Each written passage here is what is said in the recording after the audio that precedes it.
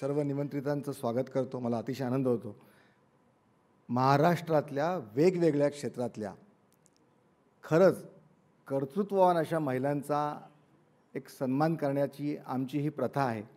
News 18 लोकमतने आपली सामाजिक बांधिलकी नेहमीच जपली आहे आणि आज आम्हालाही आनंद वाटतो आहे, अभिमान वाटतो आहे की महाराष्ट्रातल्या या वेगवेगळ्या क्षेत्रातल्या महिला, त्यांची कहाणी, या सगळ्या गौरवमूर्ती इथे उपस्थित आहेत, त्यांची कहाणी निश्चितच प्रेरणादायी आहे. आपणही त्यांच्याकडून काही घेऊन जाल. आपल्या निमंत्रितांमध्ये देखील अनेक मान्यवर आहेत ज्यांनी आपापल्या क्षेत्रांमध्ये एक चांगली उत्तुंग कामगिरी केलेली आहे. आपणही अतिशय प्रथित यश आणि प्रसिद्ध व्यक्तींपैकी आपण आहात महाराष्ट्रातल्या.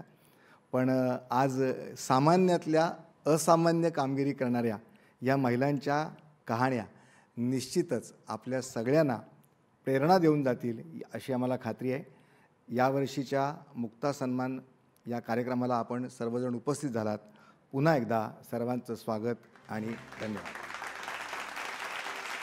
आपण पुढच्या कार्यक्रमाकडे वळूया आणि त्या कार्यक्रमाकडे वळताना मान्यवरांना काही मी आता व्यासपीठावर आमंत्रित करणार आहे.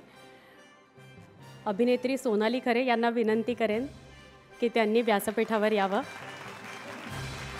जोरदार टाळ्यांनी स्वागत करूया आपण. वेगवेगळ्या हिंदी, मराठी मालिका, चित्रपट या सगळ्यामध्ये आपण त्यांना पाहिलेलं आहे. आणि याबरोबर मी व्यासपीठावर आमंत्रित करते सुरेश पठारे यांना, मॅनेजिंग डायरेक्टर आहेत कन्हैया ॲग्रोचे. सुरेशजी, या दोघांचंही पुष्पगुच्छ देऊन आम्ही स्वागत करणार आहोत. आशुतोषजींना विनंती, सगळ्यात आधी सोनालीचं आपण फुलाची पाकळी देऊन स्वागत करूया आणि सुरेशजींचं स्वागत करतील आशुतोषजी. आता आपण सगळे आतुरतेने ज्या मुख्य कार्यक्रमाची वाट बघतोय तो क्षण आलेला आहे. आपल्या पहिल्या पुरस्कार प्राप्त मुक्ता यांची सगळ्यात आधी आपण चित्रफीत बघणार आहोत आणि त्यानंतर आपण त्यांना आमंत्रित करणार आहोत. एका झुरळाला किंवा पालीला पाहून घाबरणारी किमान एक स्त्री तरी प्रत्येकाच्या घरात असते. पण बुलढाण्याच्या वनिता बोराडे याला अपवाद आहेत, कारण त्या आहेत सर्पमैत्रीण. देशातली पहिली सर्पमैत्रीण. वयाच्या अवघ्या 11व्या वर्षी त्यांनी पहिल्यांदा साप पकडला होता. गेल्या 30 वर्षात त्यांनी जवळपास 51,000 विषारी आणि बिनविषारी सापांना पकडून त्यांना नैसर्गिक अधिवासात सोडून जीवदान दिलंय. मेहकरमध्ये एका घराच्या बाहेर असलेल्या वारुळात एक भला मोठा साप अनेकांना दिसला होता. तो पकडण्यासाठी बोराडे यांना बोलवण्यात आलं. त्या वारुळाजवळ साप पकडत असताना त्याच वारुळातून लागोपाठ 18 साप निघाले. मात्र वनिता यांनी न घाबरता सगळ्या सापांना पकडून सुखरूपपणे जंगलात सोडलं. एकाच वेळी 18 साप पकडण्याचा तो त्यांच्या आयुष्यातला पहिला विक्रम होता.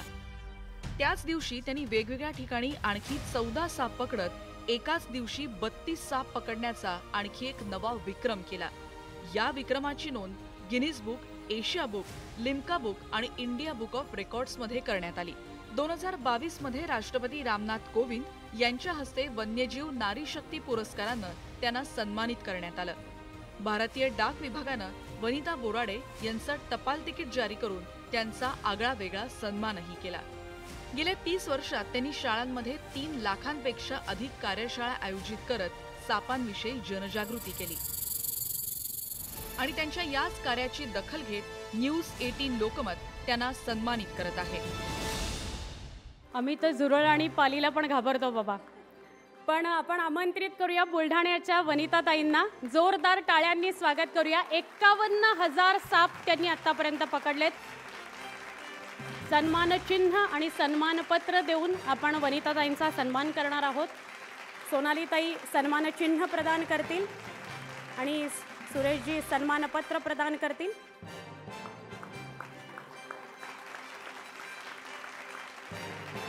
वनिताजी, अभिनंदन. एका वेगळ्या क्षेत्रातला तुमचा हा प्रवास आणि ही वाटचाल आहे. सुरुवात कुठून झाली? मी वयाच्या 10व्या वर्षापासून साप पकडते. कारण आमचा भाग थोडासा ग्रामीण भाग असल्यामुळं जी माझी बालमित्र होते ते आदिवासी गौड आणि बंजारा समाजचे मित्र होते, मित्रमैत्रिणी. त्यांना जंगलामध्ये जे त्या ॲक्टिव्हिटी करायची आहे, म्हणजे झाडावर चढणे, नदीमध्ये उड्या घेणे, प्राण्यांसोबत खेळणे, हरण असो किंवा आणखी जे ससा वगैरे जे जंगलातले प्राणी आहेत त्यांच्यासोबत खेळणे. त्यासोबतच ते नदीमध्ये माशांचे जाळे टाकायचे माशा पकडण्यासाठी. त्यासोबत ते पाण्यातले सापसुद्धा त्या जाळ्यामध्ये अडकून यायची. तर त्यांच्यासोबत त्यांना सवय होती की ते साप पकडून पाण्यामध्ये सोडून द्यायची आणि मासे पकडून घ्यायचे. त्यानंतर मग त्यांचं असं बघून बघून मी सुद्धा ते पाण्यातले साप पकडायला शिकले. वा वा, तुमच्या धाडसाची खरंच दाद द्यायला हवी. थँक्यू, धन्यवाद सर. तुमच्या पुढच्या कार्याला मनपूर्वक शुभेच्छा. धन्यवाद, खूप खूप धन्यवाद. आणि ही कथा ऐकून, ही कहाणी ऐकून तुम्हाला काय वाटलं? बापरे, मला जेव्हा कळलं इथे आल्यानंतर की मला अशा व्यक्तिमत्वाला अवॉर्ड द्यायचं आहे, मला असं झालं की हे मला कोणतरी काहीतरी सांगायचा प्रयत्न करते, कारण की मी स्वतः इतकी प्रचंड घाबरते. कारण मी आता नुसते हे चित्र बघितले तर मला खात्री आहे की मी नुसती चित्र बघितली तरी रात्री स्वप्नात आता माझ्या साप येणार आहेत आणि माझी कंप्लीट बोलती बंद होणार आहे. पण खरंच खूप कौतुकास्पद आहेत की अशी प्रकारची व्यक्तिमत्व आहेत, अशा काही महिला आहेत ज्या फार वेगळे कार्य करत असतात आणि ह्यांच्याकडनं शिकण्यासारखं आम्हाला खूप काही आहे. आम्ही ज्या व्यक्तिरेखा चित्रपटांमधनं करतो त्या खोट्या असतात, पण ह्यांच्याकडनं शिकण्यासारखं खूप काही आहे रादर दॅन आमच्याकडनं शिकण्यापेक्षा. सो मला खूप छान वाटलं की त्यांना आज हे मला अवॉर्ड द्यायला मिळालं आणि त्याकरता मी खरंच तुमची खूप आभारी आहे. आणि अशा प्रकारचे अवॉर्ड्स तुम्ही करताय हे खरंच खूप कौतुकास्पद आहे. ह्यामुळे आम्हाला आणि आमच्यासारख्या बऱ्याच जणांना जे हा कार्यक्रम बघतील त्यांना ह्या सगळ्या व्यक्तिमत्वांविषयी खूप माहिती मिळेल आणि खूप काही शिकायला मिळेल. थँक्यू. थँक्यू सोनालीजी.